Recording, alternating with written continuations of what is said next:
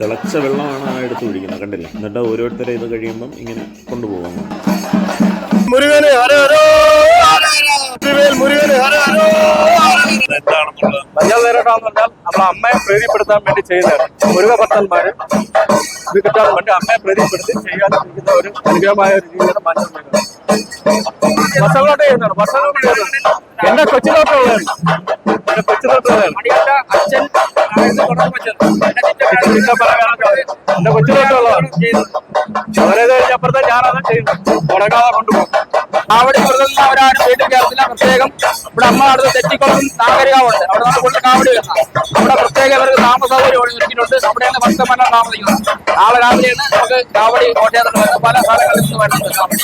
സംഭവം ഇവിടെ മഞ്ഞൾ നീരാട്ട് നടക്കുവാണ്. നമ്മളെത്തിയപ്പം ചെറുതായിട്ടൊന്ന് ലേറ്റായി. നമുക്ക് ജസ്റ്റ് നോക്കാം ഇത് ഏതുവരെ ആയെന്നുള്ളതൊന്ന് നോക്കാമേ.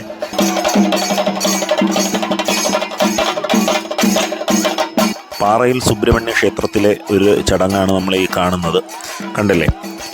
മഞ്ഞൾ നീരാട്ടെന്ന് പറയും. തൈപ്പൂയത്തിൻ്റെ തലേന്ന് പൊങ്കാല കഴിയുമ്പോഴാണ് ഈ ഒരു ചടങ്ങ് ഇങ്ങനെ ആരംഭിക്കുന്നത്. അപ്പോൾ അത് മഞ്ഞളൊക്കെ ഇട്ട് വെള്ളം ഇങ്ങനെ നല്ല രീതിക്ക് തിളച്ചു വരുമ്പം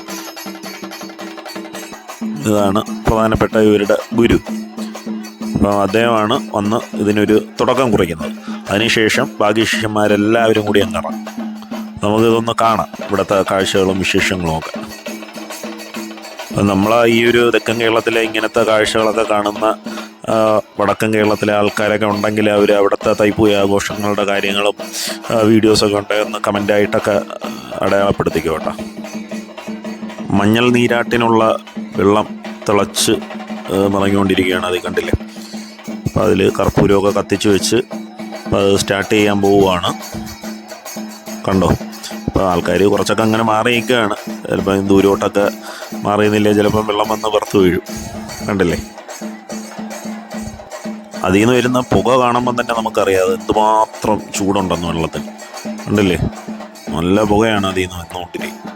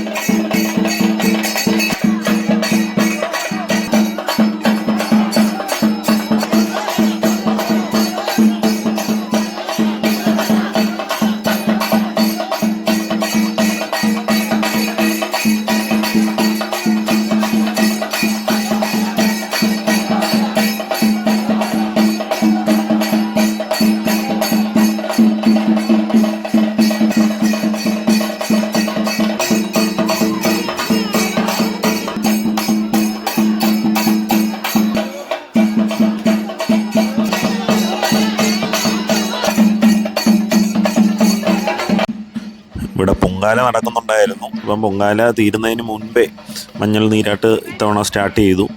അപ്പം അതിൻ്റെ പ്രസാദം കൊടുത്തുകൊണ്ടിരിക്കുവാണ്, കണ്ടില്ലേ? ശാന്തി വെള്ളം തളിച്ചതിന് ശേഷം എല്ലാവരും പ്രസാദം വാങ്ങിച്ചുകൊണ്ടിരിക്കുക. ശാന്തി വെള്ളം തളിച്ച് ഇങ്ങ് ഫ്രണ്ടിലെത്തി. ഒരുപാട് പേരുണ്ടായിരുന്നു പൊങ്കാല ഇടാനായിട്ട്. അപ്പം പുറകിലുള്ള ഒരു പ്രസാദം കൊടുത്തു തുടങ്ങിയ ആൾക്കാർക്ക്, കണ്ടില്ലേ? ഇവിടെ മഞ്ഞൾ നീരാട്ട് അവസാന ഘട്ടത്തിലേക്ക് എത്തിയിട്ടുണ്ട്, കണ്ടില്ലേ? അപ്പോൾ എല്ലാവരും കൂടി ഒരുമിച്ച് ഇങ്ങനെ ഇറങ്ങി. ഇതിൻ്റെ ഗുരുവാണ് ആ ഫ്രണ്ടിൽ നിൽക്കുന്നത്, കണ്ടില്ലേ? ബാക്കിയുള്ളതെല്ലാം ശിഷ്യന്മാരാണ്.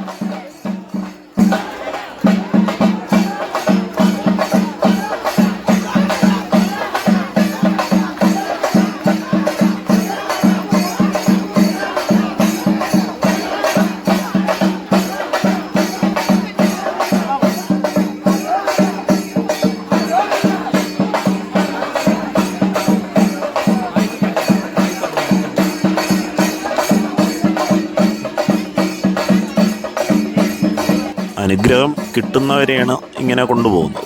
അവരെ ഇങ്ങനെ ഇവിടെ നിന്നെടുത്ത് മാറ്റി അപ്പുറത്തോട്ട് കൊണ്ടുപോയിരുന്നു.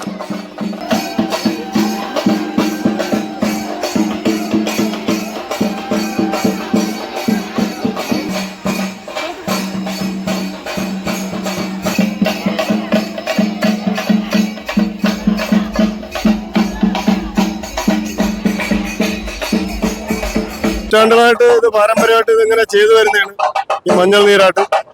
അത് നമ്മളെ ഗുരുബോധന്റെ നേതൃത്വത്തിലാണ് എല്ലാ വർഷവും ഇതേപോലെ ചെയ്യുന്നത്.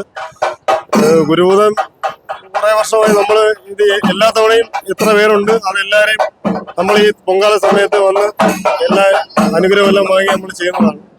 ഇനി അതേപോലെ തന്നെ ഇതിപ്പം കഴിഞ്ഞിട്ട് നമ്മൾ നാളെയും ഇതേപോലെ തന്നെ ഇന്ന് നമ്മൾ വീട്ടിൽ പോകില്ല. അത് കഴിഞ്ഞിട്ട് നമുക്കിനി വൈകിട്ട് വേറൊരു ചടങ്ങും കാര്യങ്ങളെല്ലാം ഉണ്ട്. അത് കഴിഞ്ഞ് നാളെ നമ്മൾ രാവിലെ കൊത്തി മുരുകന് എല്ലാം നമ്മൾ സമർപ്പിച്ചതിന് ശേഷം മാത്രമേ നമ്മൾ വീട്ടിലേക്ക് പോകുള്ളൂ.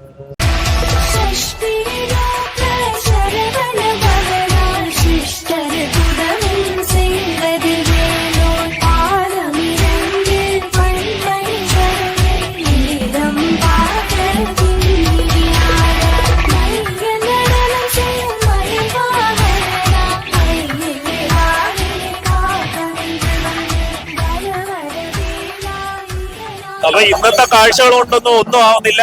നാളെയാണ് ഇതിന്റെ ഫൈനൽ. നമ്മളെ കാവടിയും എല്ലാം നാളെയാണ്. ശൂലബുദ്ധും അടിപൊളിയായിരിക്കും. അപ്പൊ ഏതായാലും ഈ ഒരു വീഡിയോ നമ്മൾ ഇവിടെ വൈൻഡപ്പ് ചെയ്യുകയാണ്. It's me Sukesh Sukumaran signing off.